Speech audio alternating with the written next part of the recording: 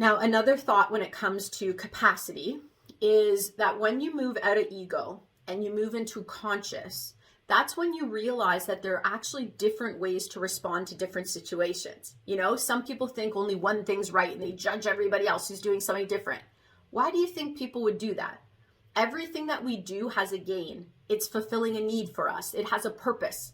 So when we're telling ourselves that we can only do something one way and we get really rigid and we get really judgmental and opinionated, we're actually in a place that we're trying to feel safe, right? If I'm right and I'm doing the right thing, then I'm safe, that I'm elevated above other people. It's an illusion, right? It's an illusion.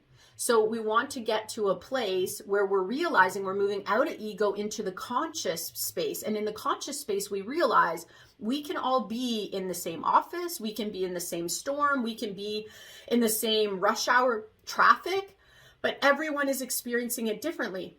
And you actually have a choice as to how you experience it. And everyone in high performance is focused on only one thing, what they can do. Everyone outside of high performance is either focused on criticizing, blaming, complaining, or they're focused on enabling and justifying why the toxic people are lying, blaming, complaining, and, you know, using a whole bunch of words, tons and tons of words, but doing nothing to make anything better, right? Anytime you find a toxic individual, you're going to find an enabler because they're the heir to the toxic person's fire.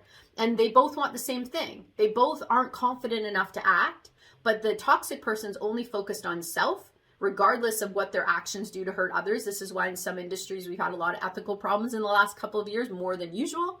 And the enabling person doesn't want to focus on themselves or their issues, so they make it all about justifying, diminishing, and denying what the toxic people are doing. They will take us out of the game completely. So if you're having a lot of stress, remember, everybody could be in the same storm externally, but internally, we have different choices for how we experience it, how we choose to feel, what we choose to believe about the situation. And the more we take responsibility for those dynamics, the more power we have.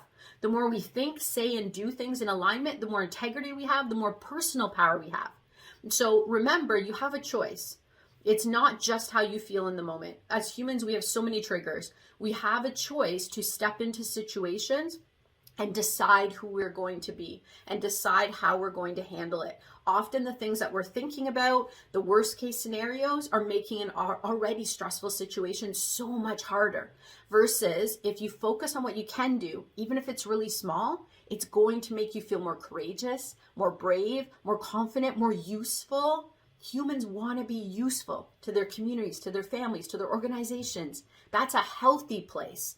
So if you're under stressed and you find you're going into that toxic zone, that enabling zone, I highly recommend you move over to the high performance zone and you focus on what you can do to be of service for yourself, for your business, for others in your community. You will feel a lot better moving into that space.